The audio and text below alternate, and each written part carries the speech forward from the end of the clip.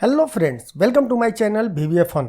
और आज मैं सुपर एक्साइटेड हूँ आपको फिर से एक अमेजिंग ट्रिक दिखाने के लिए जो कि नेवर सीन बिफोर एपिसोड का ये पार्ट होगा। इसमें हम आपको एक एम्प्लॉय डाटाबेस को कैसे मेंटेन करना है वो दिखाएंगे विथ यूनिक डिजाइन के साथ। कि जैसे आप यहाँ पे देखोगे कि जब हम प्रोफेशनल इन्फॉर्मेशन पे क्लिक करेंगे तो हमें एम्प्लॉय के प्रोफेशनल इन्फॉर्मेशन से रिलेटेड आपके डाटा शो होंगे, जो आपके फॉर्म है वो शो होंगे। जब आप सैलरी एंड बैंक इन्फॉर्मेशन पे क्लिक करेंगे तो उससे रिलेटेड फॉर्म शो होगा। जब आप पर्सनल इन्फॉर्मेशन पे क्लिक करेंगे तो उससे रिलेटेड फॉर्म आपके शो करेंगे। लेकिन साथ में आपने ये नोटिस किया होगा कि जब हम पर्सनल इन्फॉर्मेशन पे क्लिक कर रहे हैं तो ऑटोमेटिक आपका जो अदर सेक्शन है वो शिफ्ट हो रहा है। साथ में अगर आप चाहते हो कि सैलरी एंड बैंक इन्फॉर्मेशन का देखेंगे तो देखिए इसके नीचे पर्सनल इन्फॉर्मेशन और फर्स्ट सेक्शन जो है हमारा प्रोफेशनल इन्फॉर्मेशन शो हो रहा है। और एक चीज़ और है कि अगर आप चाहते हो कि नहीं हमें जितने हैं ना एक एक फॉर्म हम एक साथ नहीं देखना चाहते हैं, हम चाहते हैं कि जितने हमारे सेक्शन है सारे के सारे एक्सपेंड हो जाए, टोटल मुझे एक ही फॉर्म पे दिखाई दे, तो आप जस्ट एक बार सभी पे क्लिक करेंगे तो आप यहाँ पे देखेंगे आपके जितने फॉर्म हैं वो दिखने शुरू हो गए हैं। सभी अलग अलग फॉर्म हमने इसमें क्रिएट किया है विथ एनिमेशन।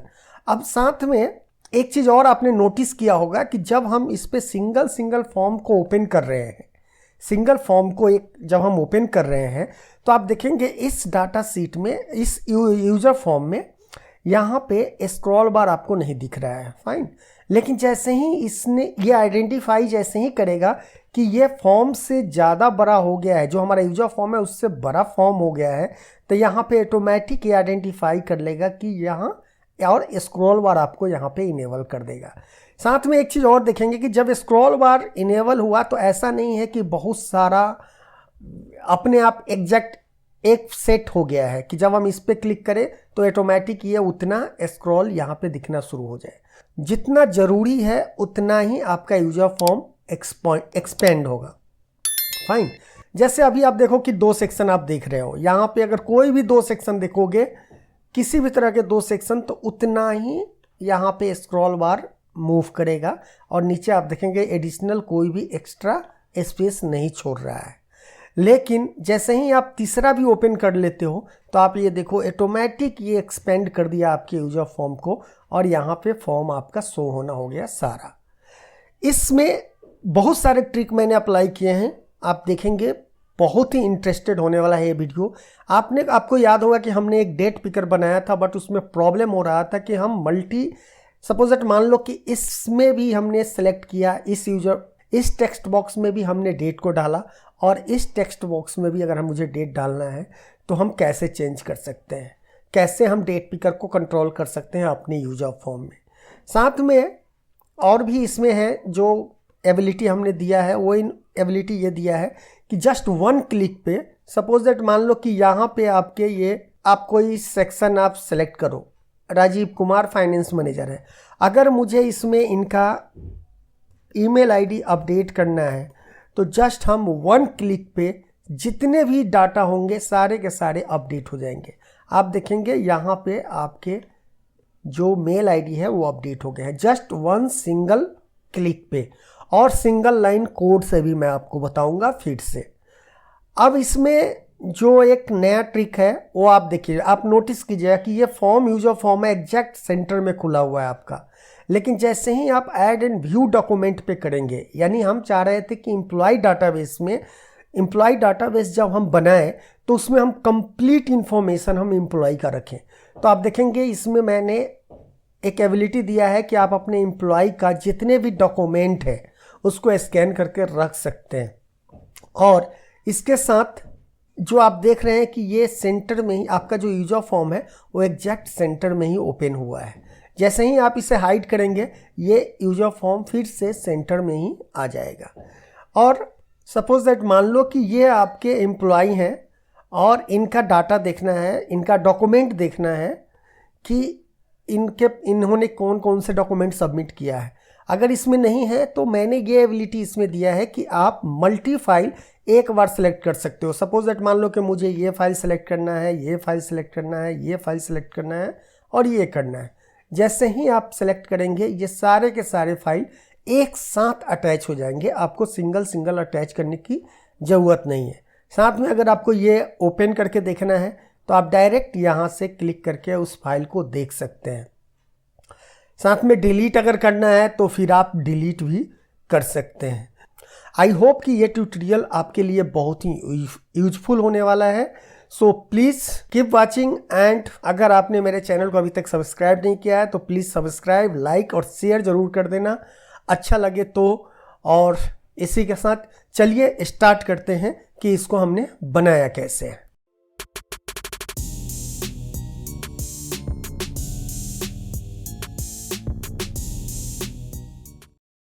जैसा कि हमने इंट्रो में बताया तो क्योंकि अगर मैं सारे ट्रिक को एक वीडियो में अगर बताऊंगा तो ये बहुत लंबा होगा, तो मैं आपको आज 2 ट्रिक बताने वाला हूँ इसमें। पहला कि इस यहाँ पे जो फॉर्म है ये डायनामिक फॉर्म हमने कैसे क्रिएट किया है। यहाँ पे आप देखेंगे ये जितने भी फॉर्म है जब हम क्लिक कर रहे हैं तो हमारे फॉर्म ओपन हो रहे हैं, इसके बारे में हम आपको बताएंगे। और आप देख रहे हैं ना कि ये थोड़ा सा यूनिक डिज़ाइन मैंने बनाया है इस यूजर फॉर्म का। तो ये हम कैसे बनाए हैं इसको लेकर हम आज इस ट्यूटोरियल में आपको हम बताने वाले हैं। ठीक है, तो चलिए हम सबसे पहले करते हैं, इसे बंद करते हैं और लेते हैं एक नया डाटाबेस कि हम इसे पहले सेव कर लेते हैं। और सेव हम करते हैं, हम अपने फोल्डर में कहीं कर लेते हैं। हम यहाँ पे एक फ़ोल्डर ले लेते हैं जी, एडवांस एम्प्लॉय डाटाबेस, और इस फाइल का नाम रख देते हैं एम्प्लॉय डाटाबेस। और ये वीडियो के लिए है तो मैं वीडियो नाम दे देता हूँ इसे। और इसे एक्सेल-एसएम एक्सटेंशन में, क्योंकि इसमें हम माइक्रो लिखेंगे तो माइक्रो के लिए एक्सेल-एसएम हमें एक्सटेंशन चूज करना पड़ेगा। ओके, उसके बाद हम चलेंगे VBA एडिटर में। और उससे पहले एक काम करते हैं कि हमने जो पहले बताया है उसका एक स्क्रीनशॉट ले लिया है जिससे कि डिज़ाइन करने में आसानी हो एज इट इज़। तो मैं इसे थोड़ा छोटा कर लेता हूँ जिससे कि हाँ दिखाई देता रहे मुझे।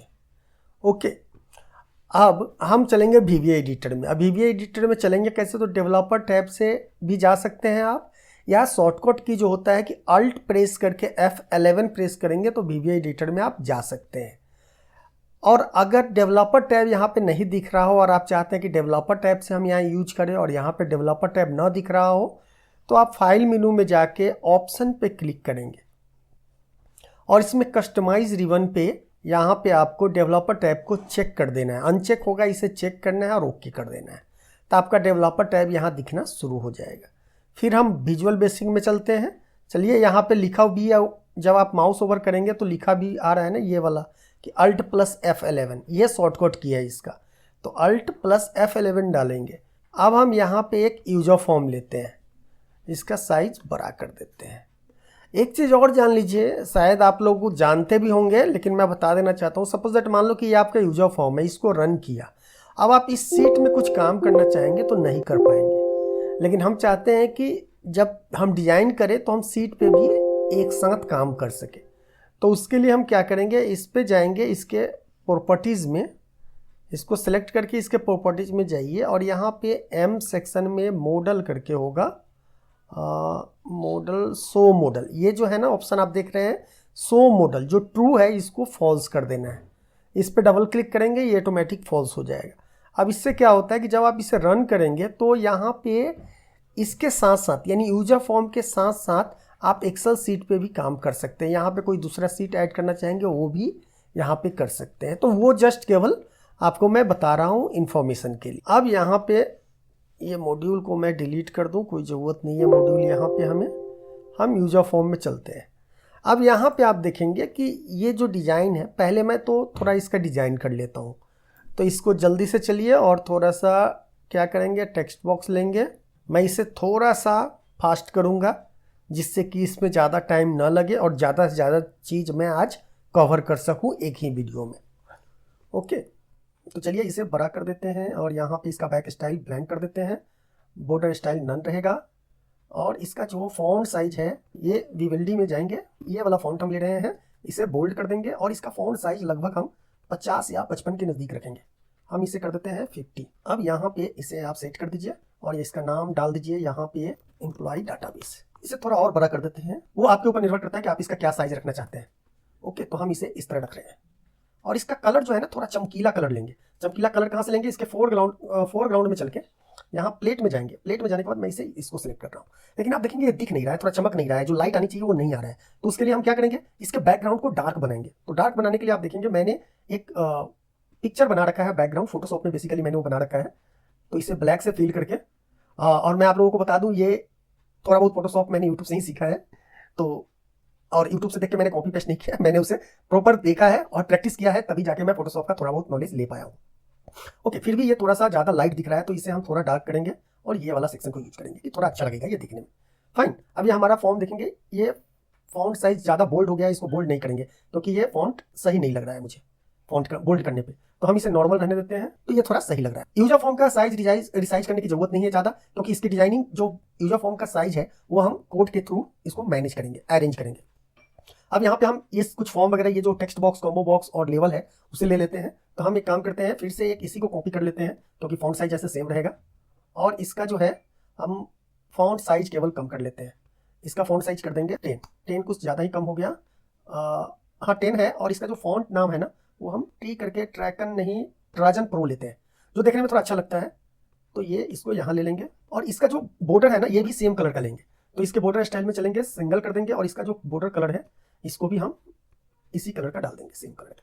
फाइन, अब हम यहाँ पे एक लेंगे कॉम्बो बॉक्स लेंगे कि जहाँ पे हम नेम वगैरह सेलेक्ट करें तो वो दिखाई दे। इसमें भी सेम वही करेंगे, इसका जो बॉर्डर कलर है वो हम कर देंगे जो हमने सेम लिया है, एक ही साइज एक ही तरह का लेंगे और बॉर्डर स्टाइल जो है वो सिंगल कर देंगे, जो कि उसी कलर का हो जाएगा। अब आप यहाँ देखेंगे इसके साथ मैंने इंप्लॉय आईडी दिया है, तो जस्ट आप इसको कॉपी करेंगे और इसके बाद में जो है इसका नाम कर दीजिए इंप्लॉय नेम और इसका अलाइनमेंट राइट रखिएगा कि अच्छा लगता है जब डाटा आप कोई यूजर फॉर्म को डिजाइन करते हो तो उसके लिए केस के लिए ये सही एकदम, यानी उस केस में ये अच्छा लगता है देखने में। अब इसको ही को कॉपी कर लेते हैं और यहाँ पे हम इसको लिख देते हैं इंप्लॉय आईडी और इसे थोड़ा छोटा कर दीजिए और यहाँ पे इसे डाल देते हैं। इसके बगल में एक टेक्स्ट बॉक्स लीजिए, इसका भी सेम डिजाइन वगैरह रखिए, इसका सेम डिजाइन भी हम यहाँ पे करते हैं। बॉर्डर कलर इसका कर देते हैं हम ये, और इसका जो स्टाइल है वो सिंगल कर देंगे। और साथ में एक चीज और है, इसका भी फॉन्ट साइज वगैरह जो है वो सेम रखिए। तो ये हम सेम रखेंगे और इसका फॉन्ट साइज हम 10 रख देते हैं। ओके, इसे भी वही कर दीजिए जिससे कि एक तरह का सब दिखने में लगे। तो यहाँ पे इसे 10 कर देते हैं। ओके, इसे और थोड़ा छोटा कर दें क्योंकि इंप्लॉय आईडी हमें बहुत बड़ा नहीं लेना है। फाइन, अब ये हमारा यहाँ तक बन गया इंप्लॉय आईडी। अब इसको क्या करना है ना, ये थोड़ा बड़ा लग रहा है, हमें लग रहा है कि ये फॉन्ट साइज हमने कुछ ज़्यादा बड़ा दे दिया है, इसे थोड़ा छोटा कर देते हैं क्योंकि यहाँ पे देखेंगे ये थोड़ा छोटा है और अच्छा लग रहा है देखने में, 9 ही रखते हैं। और इसका जो फोर कलर है वो ब्लैक रखेंगे क्योंकि जब भी जो डाटा होता है ना, सपोज मान लो कि जो एंट्री करोगे वो दूसरे कलर का हो तो अच्छा नहीं लगेगा, तो इसको सिंपली हम ब्लैक ही रखेंगे डाटा एंट्री के लिए। ओके, अब हम चलेंगे फिर से यूजर फॉर्म में। अब जैसे कि आपने वहाँ देखा इसे थोड़ा सा बड़ा कर देंगे और देखिए बड़ा करने के बाद ये स्ट्रेच नहीं हुआ, तो इस यूजर फॉर्म का जो पिक्चर क्लिप मोड है, ये पिक्चर साइज मोड है, इसे हम स्ट्रेच कर देंगे जिससे कि पूरे यूजर फॉर्म में ये पूरा तरह से सेट हो जाए। फाइन, अब हम इसे करते हैं थोड़ा सा सेट कर देते हैं क्योंकि ये चीजें जो है वो सेट करनी पड़ेंगी। अब हमें चाहिए बटन लेना है, 4-5 बटन बनाने हैं। तो हम एक काम करते हैं, किसी एक को कॉपी कर लेते हैं और इसको सेंटर कर देते हैं, इसका जो अलाइनमेंट होगा वो सेंटर करेंगे। और हम यहाँ पे कमांड बटन क्यों नहीं ले रहे हैं कि कमांड बटन जो है ना देखने में उसको चाहे जितना कलर कर दीजिए। अब जैसे यहाँ देखो मैंने इस कमांड बटन को यहाँ लिया और यहाँ पे इसको किया, इसको चाहे जिस तरह का बैक कलर कर दीजिए, बट वो दिखने में उस तरह का नहीं दिखेगा जो दिखना चाहिए। थोड़ा अजीब दिखता है मुझे, एकदम एकाएक लगता है ना कि आंख पे जो है एक प्रेशर डाल रहा है, इसीलिए हम इस चीज का यूज नहीं करते हैं। अब इसको हम यहाँ पे लिखेंगे, यहाँ पे डाल देते हैं, इसे थोड़ा बड़ा करके इसको आप कर दो ऐड एंड व्यू डॉक्यूमेंटेशन। अब सेम इसी तरह आपको ये सारे बटन बनाने हैं। मैं चाहूँगा कि जस्ट मैं कॉपी करूँ और थोड़ा सा टाइम बचाऊँ इस डिजाइनिंग करने में। तो आपने देख लिया मैंने कैसे बटन को बनाया है। अब हम सिंपल क्या करेंगे ना कि एक दूसरा एक्सेल फाइल जो हमारा बना हुआ है ऑलरेडी, इसको खोल लेते हैं और जो हमारा दूसरा यूजर फॉर्म है उसमें हम इसे डाल देते हैं, क्योंकि ये बहुत ही सिंपल सा है। जो ऐसे हम डिजाइन करते हैं हमेशा सेम वही प्रोसेस हम अप्लाई किए हुए हैं सभी में। फाइन, अब जो मेन आता है कि जब आप देख रहे हैं, ये देख रहे हैं ना, ये जो इस तरह के professional information, salary and bank information, तो पर्सनल इन्फॉर्मेशन, तो ये भी जस्ट एक टेक्स्ट बॉक्स है। जैसे कि आपने इसमें देखा होगा, यहाँ पे आप देखोगे ये हमारा टेक्स्ट बॉक्स है। आप फॉन्ट अपने हिसाब से ले सकते हो। तो मैं क्या करता हूँ, इसको एक कॉपी कर लेता हूँ और अपने इस वाले यूजर फॉर्म में मैं यहाँ डाल देता हूँ, क्योंकि ये थोड़ा सा मुझे ध्यान रहे कि ये इसका जो फॉन्ट साइज है वो एग्जैक्ट मैच करे, इसलिए हमने यहाँ पे किया है। और फॉन्ट साइज अगर आपको चेंज करना है, कोई भी दूसरा फॉन्ट साइज रखना है तो आप कर सकते हैं। ये फॉन्ट में जाकर यहाँ से आप अगर चेंज करना चाहते हैं तो आप चेंज कर सकते हो। सारा का सारा आपके ऊपर निर्भर करता है कि इसको क्या करना है। अगर आप इसका यही फ़ॉन्ट रखना चाहते हो तो चलिए मैं इसी को रख देता हूँ और इसे थोड़ा बड़ा कर देते हैं। इसी फ़ॉन्ट साइज को हम रखते हैं। कलर हम यही रखेंगे कि थोड़ा अच्छा लग रहा है कलर ये। इसको अगर थोड़ा और डार्क करना है तो इसको सेलेक्ट कर लीजिए, ये अच्छा और थोड़ा अच्छा दिखेगा। तो चलिए मैं इससे लेता हूँ। अब उसके बाद क्या करना है, एक मुझे फ्रेम लेना है। फ्रेम का हम क्यों लेते हैं वो समझना बहुत ज़रूरी है। कि आप देख रहे हैं ना कि यहाँ पे जो ये लाइन देख रहे हैं वो फ्रेम है। फ्रेम यूज करने से फ़ायदा क्या होता है वो मैं बता रहा हूँ आपको। जैसे एक चीज़ मैं बता रहा हूँ, जैसे मान लो कि आपने यहाँ एक फ्रेम ले लिया। ये फ्रेम हमने यहाँ ले लिया। इस फ्रेम का हम ये लेवल हटा देते हैं, ठीक है। और इसका जो लाइन वगैरह है ये हम चलिए बॉर्डर स्टाइल सिंगल कर देते हैं। और बॉर्डर कलर जो है हम सेम जैसे मेरे इसके हेडर का है वही हम डाल देते हैं। और क्योंकि आप यहाँ देख रहे हैं कि ये जब हमारा यूजर फॉर्म ओपन हो रहा था तो ब्लैक ही बैकग्राउंड दिख रहा था, इसीलिए आप देखेंगे इस यूजर फॉर्म का जो बैकग्राउंड है वो पूरा प्लेन है, एक ही डिज़ाइन का है, उसमें कुछ पिक्चर वगैरह नहीं है। इसमें भी हम क्या करेंगे कि सेम पिक्चर को जो यूज़र फॉर्म में हमने बैकग्राउंड को यूज किया है उसी फॉर्म को, उसी पेज को यहाँ पे भी यूज करेंगे। और इसे भी हम, इसका जो क्लिप साइज मोड है इसको हम कर देंगे स्ट्रेच। अब देखिए इसको मान लीजिए कि छोटा कर दीजिए, यानी इसका जो हाइट है, हाइट को 1 पॉइंट कर देते हैं, 1। चलिए उससे पहले मैं आपको कुछ बताने वाला था। सपोज दैट मान लो कि ये यूजर फॉर्म है, इसका अगर कोड के थ्रू सपोज दैट मान लो कि यहाँ पे कोई टेक्स्ट बॉक्स ले लो 2-3, आप मैं 2-3-3-4 टेक्स्ट बॉक्स ले लेता हूँ। अब अगर हम इस फ्रेम को अगर हम छोटा करेंगे ना तो ये ऑटोमेटिक हमारा जो टेक्स्ट बॉक्स है वो हाइड हो जाएगा। तो फ्रेम लेने से बेनिफिट क्या हुआ कि जब आप ये जो क्लिक करने पे, ये जो आप देख रहे हो कि जब हम इस पर क्लिक कर रहे हैं तो ये एक्सपेंड भी हो रहा है और मिनिमाइज भी हो रहा है। तो इससे क्या हो रहा है ना कि इसके अंदर जो भी है ना उसके लिए भी मुझे कोड लिखने की ज़रूरत नहीं पड़ रही है कि तुम विजुअल हो जाओ या इनविजुअल हो जाओ। जस्ट हम क्या कर रहे हैं कि इस फ्रेम को ही छोटा कर दे रहे हैं, जिससे क्या हो रहा है कि इसके अंदर जितने भी हमारे टेक्स्ट बॉक्स है वो भी ऑटोमेटिक हाइड हो जा रहे हैं। इसीलिए हम यहाँ पे फ्रेम का यूज कर रहे हैं। तो इस फ्रेम का साइज हम यहाँ से अभी इसे करते हैं काम, इस जितने भी टेक्स्ट बॉक्स है इसको अभी हटाते हैं। अभी हम पहला ट्रिक आपको बताने वाले हैं। अब इसको एक बार यहाँ पे एक बार आप सेट कर दो, जो भी सेट करना है। ऊपर नीचे लेफ्ट केवल एक साइड बराबर रखें कि लेफ्ट आपका हम चेंज नहीं कर रहे हैं कोड के थ्रू, हम जस्ट इसके ऊपर और नीचे के साइज को फिट करेंगे। तो एक बार सेट कर दीजिए। और इसका हाइट जो है ना, मान लीजिए कि अभी मैं इसका हाइट जो है 1 कर देता हूँ। यहाँ पे हाइट गया और इसे 1 कर दिया। तो आप देखिए ये आपका लाइन दिख रहा है एक। उसी तरह इसको कॉपी कीजिए और 3 बना लीजिए।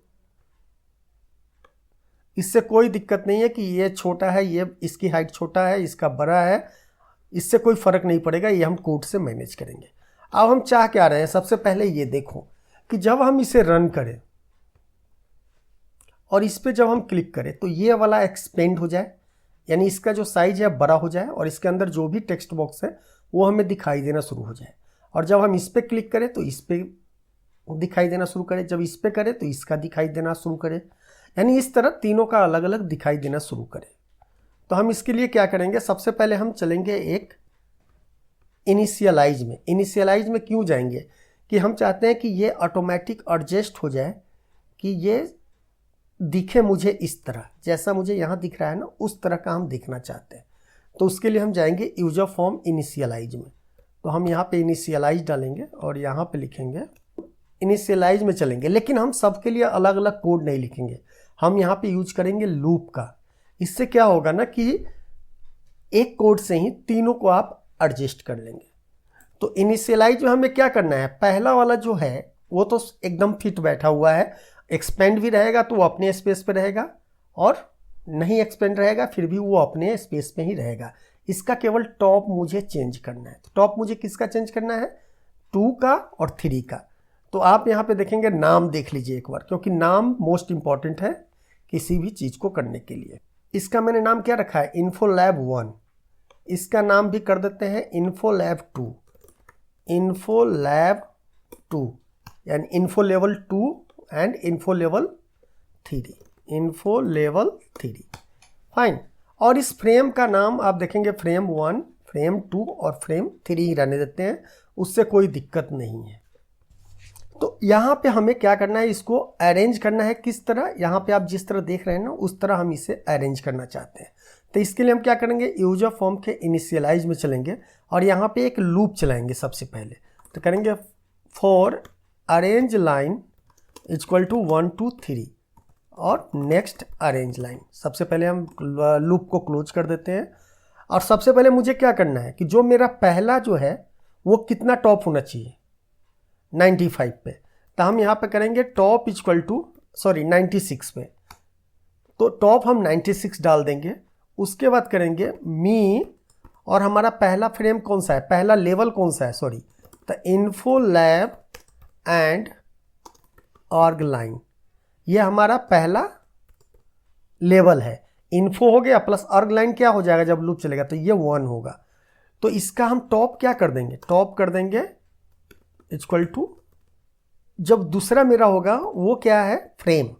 तो frame and org line dot top equal to हमारा कितना है, जो भी हमारा ये टॉप है, टॉप प्लस 26 कर देंगे। 26 क्यों कर रहे हैं, तो आप यहाँ पे देखिए इसकी हाइट को देखिए, ये हाइट कितना है, इसका हाइट अगर आप देखेंगे तो ये 24 है। तो यहाँ पे 24 ही हमें करना है, 26 नहीं करेंगे, हम इसे 24 करेंगे।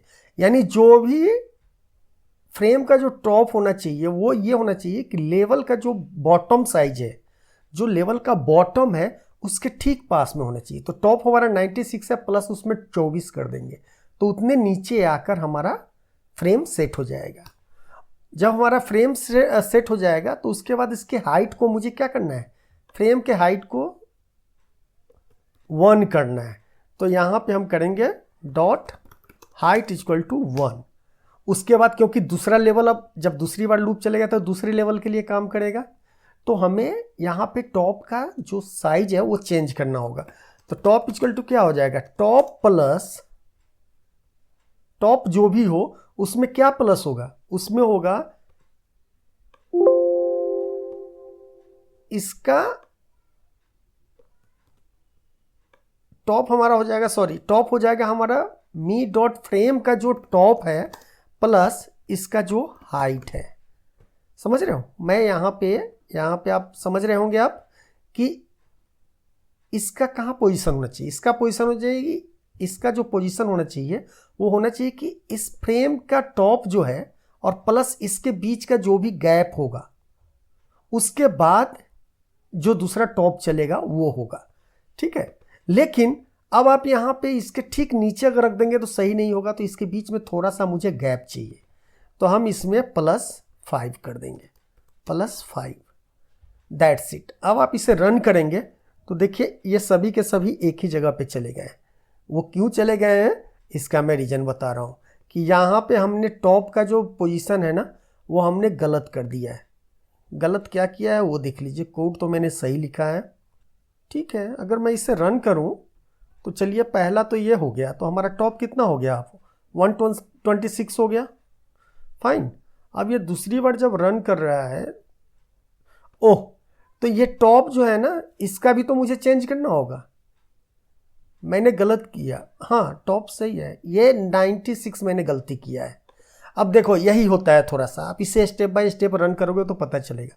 मैंने क्या किया, टॉप को फिर से 96 कर दिया है, इसलिए इस वेरिएबल को आप इसके लूप के बाहर रखें, इस लूप के बाहर रखें, जिससे क्या होगा जब ये लूप चले तो ये फिर से इसको रीस्टोर ना कर दे, ये बाहर रहेगा। जैसे आप इसे रन करो तो देखिए एक बार 96 हुआ और ये अब यहाँ पे आप टॉप का वैल्यू क्या हो गया, 126 हो गया। जबकि ये जब टॉप को आप यहाँ रखे हुए थे तो इससे क्या प्रॉब्लम हो रहा था कि जब हम इसे रन कर रहे थे तो ये पहला बार टॉप तो हमारा 126 हो गया, लेकिन जैसे ही दूसरा लूप चल रहा था तो टॉप इक्वल टू 96 फिर हो जा रहा था, इसीलिए यहाँ पे ये प्रॉब्लम क्रिएट कर रहा था। तो इसको यहाँ से हटाकर इसको टॉप पे यानी सबसे लूप से बाहर निकाल देना है, सिंपल। और जब आप इसे रन करेंगे तो ऑटोमेटिक आप देखेंगे ये आपका सेट हो गया है। फाइन। तो अब आप देख लीजिए कि ये आपका जो डिजाइन का पहला स्टेप था वो हमारा कंप्लीट हो गया है। अब दूसरे सेक्शन के लिए हम चलते हैं कि दूसरे में क्या करें। तो एक काम और करते हैं, इस फॉर्म में आप देखेंगे, यहाँ पे देखेंगे ये जो इसकी जो विड्थ है वो ठीक इसके बराबर मैंने रखा है। तो इसके भी फ्रेम का वही विड्थ करेंगे। इसको सेलेक्ट कर लेते हैं तीनों को और इसे बड़ा कर लेते हैं। ओके फाइन, देख लेते हैं एक बार, इट्स वर्किंग फाइन। इससे थोड़ा सा और नीचे कर दूं अच्छा रहेगा, थोड़ा अच्छा नहीं लग रहा है। तो कुछ नहीं करना है, टॉप को आप कर दीजिए 100, दैट्स इट। ये ऑटोमेटिक थोड़ा नीचे आ जाएगा। ठीक है, ओके। इसके बीच का गैप अगर आपको लगता है कि बढ़ाना चाहिए तो आप बढ़ा सकते हो। आपको कुछ नहीं करना है, कोड में जाना है और इसको 5 के जगह पे 10 कर दीजिए। ये आप देखेंगे थोड़ा सा अलग अलग दिख रहा है, तो थोड़ा अच्छा है, ये ऐसे दिखना चाहिए। एक बार जब ये रीअरेंज हो गया तो आपको कुछ करने की अब ज़रूरत ही नहीं है। अब हम चलेंगे किस कोड में। अब हम चाहते हैं कि जब हम इस पर क्लिक करें तो ये वाला सेक्शन, अगर हम प्रोफेशनल इंफॉर्मेशन पे क्लिक करें तो केवल ये सेक्शन एक्सपैंड हो और बाकी सब ऑटोमेटिक शिफ्ट हो जाए नीचे। तो कौन सा आप मेथड आप अपनाएंगे? आप लोग प्लीज़, आपके पास अगर कुछ आइडिया आ रहा है तो प्लीज़ कमेंट बॉक्स में डालिए। तो जब हम इस पर क्लिक करें तो क्या हो, सबसे पहले मुझे चाहिए, क्योंकि बार बार हम सभी के लिए अलग अलग कोड नहीं लिखना चाहते हैं, तो सबसे पहले हम क्या करेंगे, हमें क्या चाहिए, इसका नाम मुझे निकालना है कि ये कौन सा, किस लेवल पे हमने क्लिक किया है, ये कैसे आइडेंटिफाई होगा।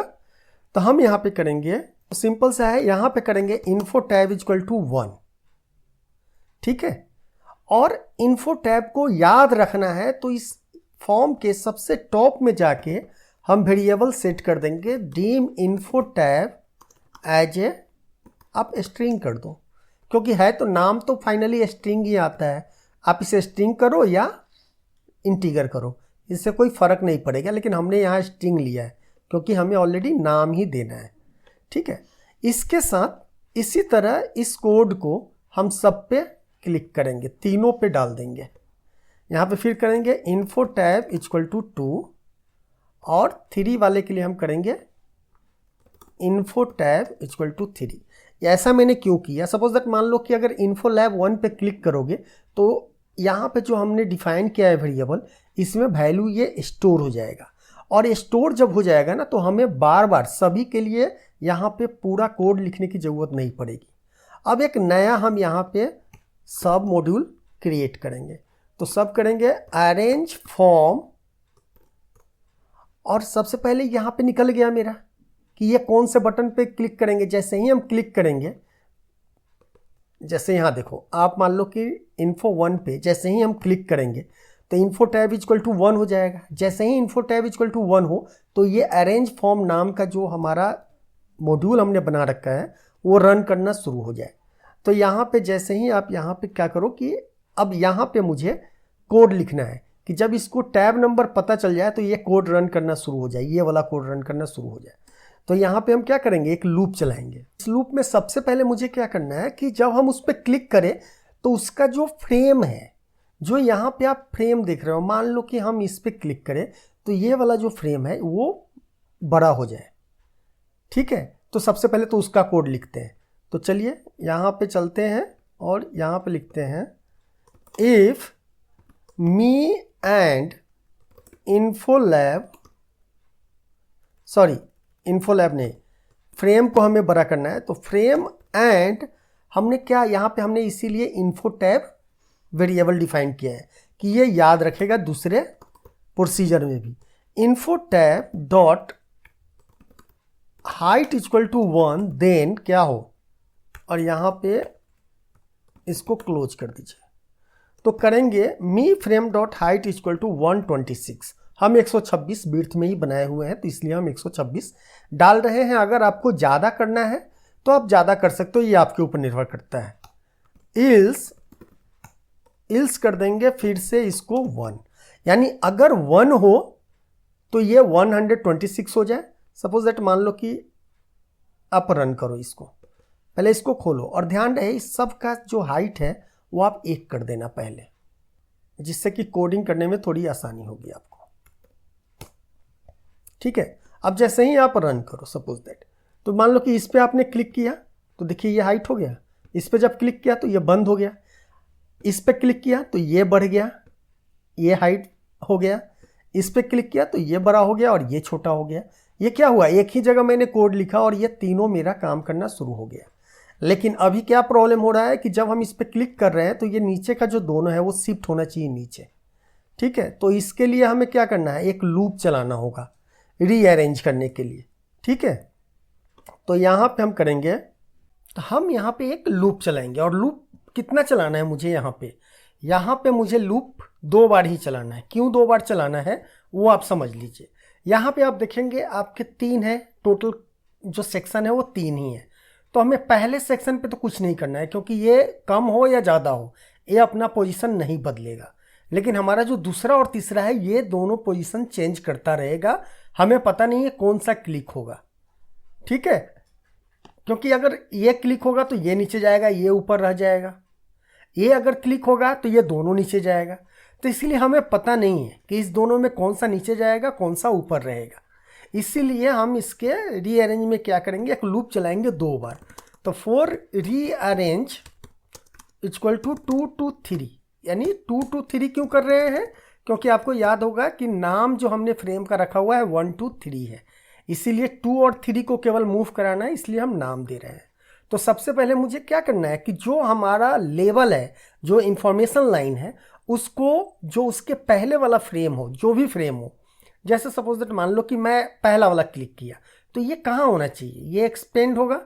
तो एक्सपेंड होगा तो ठीक इस फ्रेम के नीचे ये लैब जो आपका लेवल है वो आना चाहिए। ठीक है, तो चलिए सबसे पहले उसको करते हैं। यहाँ पे करेंगे me lab info and rearrange equal to, कहाँ पे रहेगा, जो हमारा फ्रेम है, फ्रेम कौन सा है, जो पहले वाला फ्रेम है। तो यहाँ पे करेंगे me frame and rearrange, but rearrange हम 2 से चला रहे हैं, लेकिन हमको रखना किसके नीचे है, 1 के नीचे रखना है, यानी पहला से वो शुरू करे रीअरेंज करना। तो -1 करेंगे। अगर ये फ्रेम 2 है, अगर रीअरेंज 2 है, पहला बार ये लूप चलेगा तो ये 2 हो जाएगा, इसमें से -1 कर देंगे तो 1 हो जाएगा। जब ये 1 हो जाएगा तो आपका जो यहाँ पे ये वाला जो सेक्शन है सैलरी स्लैब, ये इस फ्रेम के नीचे आएगा। फाइन, तो यहाँ पे करेंगे -1 डॉट टॉप प्लस, सेम इसको कॉपी कीजिए और इसके हाइट को भी साथ में पेस्ट कर देंगे। मतलब क्या हुआ, जैसे चलो एक्सेल में आपको एक शेप इंसर्ट करके आपको समझाता हूँ। सपोज दैट मान लो कि ये हमारा 2 शेप है, एक शेप में हमारा लेवल है, ये हमारा मान लो कि लेवल है यहाँ से, ये पहला है सेक्शन। ठीक है, अब जब दूसरा ये वाला सेक्शन हमको लाना है, ये वाला सेक्शन एक दूसरा सेक्शन यहाँ पे लाना है इसके नीचे, तो पहले चलो दूसरे लेवल के लिए अगर मुझे इसके नीचे लाना है तो क्या करना है, क्योंकि इसका बॉटम हम एक्सेल में निकाल नहीं सकते हैं, तो इसका इस शेप का टॉप मुझे पता चल करना है पहले। तो ये मैंने यहाँ पता कर लिया कि मी फ्रेम 1 रीअरेंज -1, यानी इस वाले के लिए ये 2 नंबर रीअरेंज वैल्यू कितना है, 2 नंबर, इसमें से -1 किए तो 1 नंबर हो गया। तो इस फ्रेम का नाम 1 नंबर है, तो इसके टॉप में प्लस इसके बीच का जो गैप है ये प्लस कर देंगे तो इसका टॉप निकल जाएगा, और इसमें जो भी हमको गैप चाहिए वो आप यहाँ पे प्लस कर दीजिए 10। तो इससे क्या होगा ना कि ये आपका जो लेवल है वो आपका उस फ्रेम के नीचे, इस फ्रेम के नीचे आ जाएगा। फाइन, उसके बाद यहाँ पे करेंगे, अब हमें फ्रेम, ये दूसरा जो फ्रेम है, ये जो दूसरा फ्रेम होगा इसको अब इसके नीचे लाना है, ये जहाँ पे भी रहे, ये आपका फ्रेम जहाँ पे भी रहे। तो पहला बार तो ये यहाँ सेट हो गया, दूसरा ये जाके यहाँ सेट करना है इसके ठीक नीचे। फाइन, तो इसके लिए अब क्या करना है, हम जो रेफरेंस लेंगे वो किसका लेंगे, लेवल का लेंगे, इसका लेंगे। तो यहाँ पे करेंगे me frame and rearrange equal to me, और कौन सा लेना है मुझे, इसका लेना है, क्योंकि मेरा डिफरेंस अब कौन है, टॉप और प्लस किसका दिखना है, इसका दिखना है। सॉरी, यहाँ पे डॉट टॉप कर दीजिए, ठीक है, और यहाँ पे भी डॉट टॉप। तो यहाँ पे क्या करना है, रेफरेंस हमारा ये है, इसके लिए रेफरेंस कौन था, जिस पे हम क्लिक किए हैं, जिस पे भी क्लिक करेंगे उसका टॉप और हाइट देखना था। लेकिन जो फ्रेम है उसके लिए कौन होगा, उसका लेवल होगा। तो यहाँ पे करेंगे, ये वाला कॉपी किए, dot top plus me frame and reg_arg dot top, that's it. अगर आप इसको रन करेंगे तो जैसे ही हम रन करेंगे तो देखिए इस पर जैसे ही क्लिक किए तो ये बड़ा हो गया और इसके ठीक नीचे ये चला आया। और फिर जब ये जहाँ पे भी है तो इसके इस फ्रेम का रेफरेंस लेते हुए ये उसके नीचे आ गया और इसका रेफरेंस लेते हुए ये इसके नीचे आ गया। अगर आप इसको क्लिक करेंगे तो ये नीचे आ जाएगा, ये क्लिक करेंगे तो ये नीचे आ जाएगा। फाइन। तो ये कोई भी क्लिक करेंगे, अब आपको हर जगह कोड लिखने की ज़रूरत नहीं है। फाइन। तो ये आपका यहाँ पे आ गया। ओके, अब हम चलते हैं कि जो हमने बोला था कि इसमें कुछ अब यूजर फॉर्म में हम यहाँ पे वो फ्रेम डाल देते हैं। फाइन। तो चलिए इससे क्या करते हैं, सबको थोड़ा थोड़ा अब नीचे करते हुए एक एक डिजाइन कर लेते हैं। इसका साइज हम कर लेते हैं 126 अभी, और मैं अभी एक का एग्जांपल अभी दे देता हूँ। और एक काम करता हूँ, जो मेरा पहले का है ये मैं अंदर से इसका पूरा ये कॉपी कर लेता हूँ। Okay fine. और इस पे जाते हुए इसको पेस्ट कर देंगे तो ये क्या होगा, सेम जगह पे अपना ये पेस्ट हो जाएगा खुद। अब देखिए इसमें क्या है, इसका नाम देखिए, ये टेक्स्ट बॉक्स है, जैसे यहाँ मैंने टेक्स्ट बॉक्स बनाया है वही टेक्स्ट बॉक्स है। इसमें नाम देखिए क्या है, इसका नाम हमने डाटा 1 है, इसका डाटा 2 है, ये बार बार यहाँ पे रहो, ये डाटा 3 1 2 3 4 5 6 7 8, आप यहाँ देखिएगा 9 10। तो ये क्या हो रहा है ना कि सबका नाम मैंने सीरियल नंबर रखा है। तो आप मेरे हमेशा वीडियो में देखते होंगे कि मैं हमेशा क्या करता हूँ ना कि जो टेक्स्ट बॉक्स का नाम होता है वो सीरियल नंबर से रखते हैं, क्योंकि डाटा सेव करने के दौरान आपको आसानी हो। फाइन। अब देखिए ये जो आप देख रहे हो ना कि थोड़ा ऊपर नीचे भी अगर रहेगा ना उससे कोई फ़र्क नहीं है, ये ऑटोमेटिक जैसे ही आप रन करोगे ये एक बराबर में चला आएगा और ये साइज 0 हो जाएगा ऑटोमेटिक। जब हम इसे रन करें और जैसे ही मेरा माउस इसमें जाए तो यहाँ पे मेरा कैलेंडर ओपन हो जाए। तो चलिए कैलेंडर के लिए हम क्या करेंगे कि हमने ऑलरेडी कैलेंडर को एक्सपोर्ट कर रखा है, और कैसे एक्सपोर्ट करते हैं वो आपको पता होगा। ठीक है, तो यहाँ पे हम चलेंगे और इसमें इंपोर्ट फाइल करेंगे। तो यहाँ डेस्कटॉप पे मैंने कैलेंडर को ऑलरेडी एक्सपोर्ट कर रखा है, जो मेरा डेट पिकर मैंने बना रखा है। और कैलेंडर के बारे में अगर आपको पता नहीं है कि कैसे बनाया जाता है तो मैंने आई बटन में दे दिया है, लिंक को आप वहाँ से क्लिक करके देख सकते हैं, या डिस्क्रिप्शन में भी मैंने डेट पिकर का पूरा प्लेलिस्ट बना रखा है, आप वहाँ से भी देख सकते हैं। इसमें मैंने चेंजेस क्या किए हैं, जो आप देखोगे कि एक फंक्शन मैंने ऐड किया है इसमें। और जस्ट फंक्शन क्या ऐड किया है कि इस कैलेंडर में एक मैंने यहाँ पे टेक्स्ट बॉक्स डाल दिया है, टेक्स्ट बॉक्स 1। देन यहाँ पे एक फंक्शन लिखा है मैंने। फंक्शन क्यों लिखा है, क्योंकि ये प्रॉब्लम हो रहा था कि सपोज दैट मान लो जो मेरा पहले वाला डेट पिकर का वीडियो था उसमें प्रॉब्लम ये था कि अगर आप इसको रन करते और यहाँ पे जब डेट डाल रहे थे हम तो इसमें तो आ जा रहा था, लेकिन जब इसमें हम डाल रहे थे, अगर इसमें दूसरा डेट डाल रहे थे तो इसका भी चेंज हो रहा था। जैसे कैसे चेंज हो रहा था मैं बता रहा हूँ आपको। यहाँ पे चलिए, तो यहाँ पे क्या करेंगे कि जब हम इस पर डबल क्लिक करें तो हम चाहते हैं कि जो हमारा कैलेंडर है वो शो करे, तो कैलेंडर डॉट शो कर देंगे। और उसी तरह इसमें भी हम कर देंगे कैलेंडर डॉट शो। बट अब देखिए प्रॉब्लम क्या था, पहले था मेरा कोड मैंने चेंज कर दिया था इसमें। मैं इसको सेम कर देता हूँ, इसको कॉपी कर लेता हूँ और यहाँ पे डाल देता हूँ बी, और इसमें कर देता हूँ कि पहले मैंने जो बनाया था वो मैं बता रहा हूँ, यूजर फॉर्म 1 डॉट डाटा 9, और सेम पेस्ट करके यहाँ पे मैं कर रहा था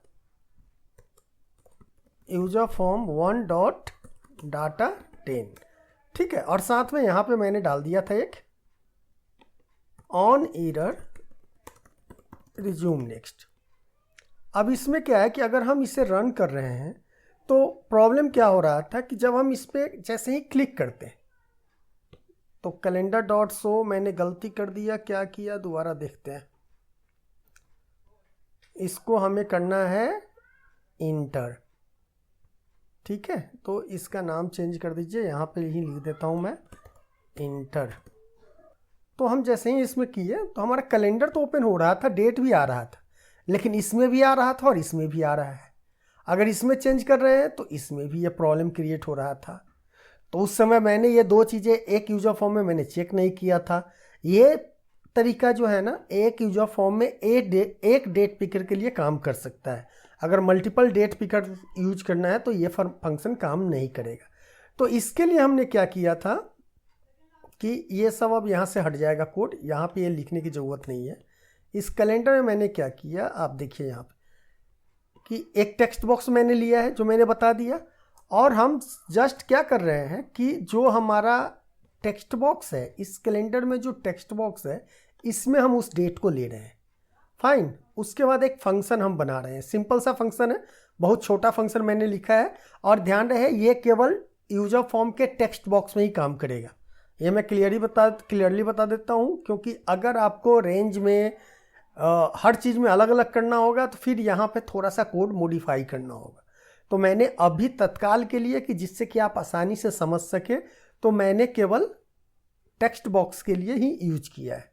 तो यहाँ पे कर देंगे function select date control as a MS form dot text box as a string, और मी डॉट शो मतलब जो हमारा कैलेंडर है वो शो होगा। और यहाँ पे रहेगा if me dot text box 1 not equal to empty, ठीक है, कि जो हमारे कैलेंडर फॉर्म में यहाँ पे जो टेक्स्ट बॉक्स है ये एम्प्टी नहीं हो तब ये काम करेगा, ठीक है। अगर ये एम्प्टी हो तब जाए control dot value equal to me dot text box 1 dot value, ठीक है। कंट्रोल वैल्यू हमारा क्या होगा, जो भी टेक्स्ट बॉक्स होगा। और सिंपली उसके बाद आपको क्या करना है, इसमें जाना है और यहाँ लिखना है सेलेक्ट डेट और कंट्रोल का नाम लिखना है, तो डाटा 9, ठीक है। उसी तरह आप 10 वाले में भी डाल दीजिए कैलेंडर डॉट सेलेक्ट डेट और यहाँ पे डाटा 10, सॉरी डाटा 10 नहीं, मी डॉट, ये जरूर डालिएगा मी। डाटा 9 ये समझ नहीं पाएगा, इसको बताना होगा किस यूजर फॉर्म में। अब जैसे आप रन करेंगे यहाँ पे, और सपोज दैट मान लीजिए कि इसमें डेवो क्यों आया, हम यहाँ पे कॉल कैलेंडर करेंगे। कॉल मैंने छोड़ दिया था, कैलेंडर को कॉल ही नहीं कराया था। तो call calendar dot selected date और जो वैल्यू होगी, जो ऑब्जेक्टिव होगा वो इसका यहाँ पे आ जाएगा। तो इससे अगर हम रन करते हैं, चलिए देखते हैं, तो ये 15 नवंबर यहाँ आ गया। अगर इसमें आप सेलेक्ट करते हैं तो ये 20 नवंबर आएगा। तो अब एक ही यूजर फॉर्म में आप मल्टीपल डेट पिकर यूज कर सकते हैं। Fine, okay. तो होप आपको ये वीडियो अच्छा लगा होगा, और नेक्स्ट वीडियो में हम देखेंगे कि इसमें एक जस्ट 1 क्लिक पे ये डाटा कैसे सेव होगा। जो डॉक्यूमेंट्स हैं वो हम एम्प्लॉय का डॉक्यूमेंट मल्टीपल फाइल एक साथ कैसे ऐड कर सकते हैं, कैसे डिलीट कर सकते हैं, ये सब चीज़ें। साथ में ये वाली जो चीज़ें आप देख रहे हैं कि जब हमारा यूजर फॉर्म है ऑटोमेटिक सेंटर में खुल रहा है, ये कैसे खुल रहा है, तो इस सब के बारे में हम नेक्स्ट वीडियो में आपको बताएंगे, क्योंकि ये वीडियो ऑलरेडी बहुत लंबा हो गया है। तो आई होप आप लोगों को वीडियो अच्छा लगा होगा। प्लीज़ लाइक, सब्सक्राइब और शेयर करना ना भूलें। सो इसी के साथ आज का वीडियो समाप्त करते हैं। Thank you.